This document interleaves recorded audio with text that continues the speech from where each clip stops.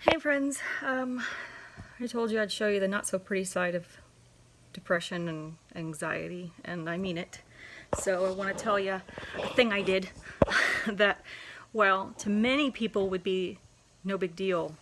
To someone who's battling depression like I am, or many other depression sufferers in the world, it's a pretty big deal.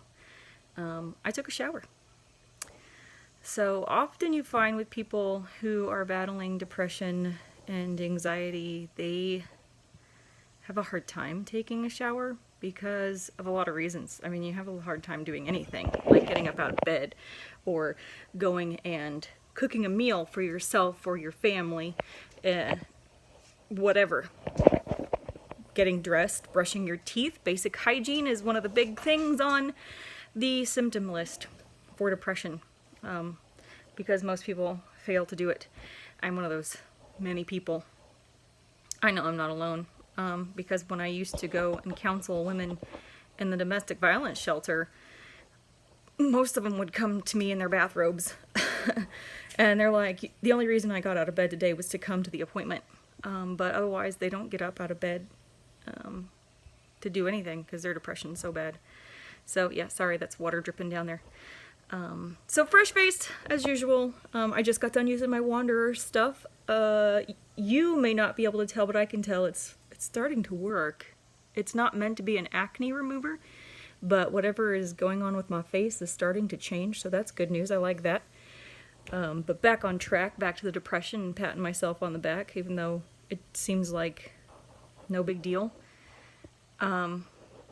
You know, the other thing about taking a shower that's particularly bad is when you are alone with your thoughts. Even that 5 to 10 minutes it takes to wash your body and get yourself clean. For someone with a past like mine, shower time when I was younger was turning it up to as high a heat as it could go and letting it run down until the hot water had gotten cold, and then repeating when the hot water came back. So this would be like a day-long process. I mean, you'd literally, your flesh would be so hot and the heat would cause your skin to peel. So it's a pretty big deal getting in there and taking a shower.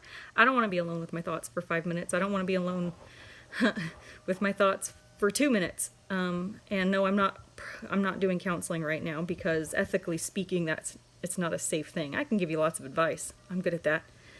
But no, I would never counsel anybody right now. It's not wise. I don't want to be alone with my own thoughts. I don't think you want to be alone with mine, and we don't need to be alone with each other's. So anyway, patting myself on the back because I did a thing. I did a shower. I cleaned my body. I was alone with my thoughts for 5 minutes and sat there and complained internally about how horrible life is, but my little thought for the day is, and strange things popping in my head, something I learned when I was a kid, because rhymes are good for kids. This one, gratitude before attitude. Yeah, any attitude. I don't have a bad attitude as much as I did when I was younger. My daughter has that now, and now I look at her and I wish she didn't. I wish she was less like me than she was, but is not the case. My mother prayed too hard, I say, to have me have one just like me. Thanks, Mom. Appreciate it. But, you know, gratitude before attitude. So I'm going to keep trying to be grateful. Grateful for you guys. Grateful that you sat with me for nearly 5 minutes in my jammies with my hair dripping wet and not looking too pretty, which I don't care that I don't look too pretty. It's not my goal today. So, talk to you later. Share the love. Be kind. Everybody needs it. You don't know what somebody else is going through. So, just, be nice. It's not going to cost you anything. Bye.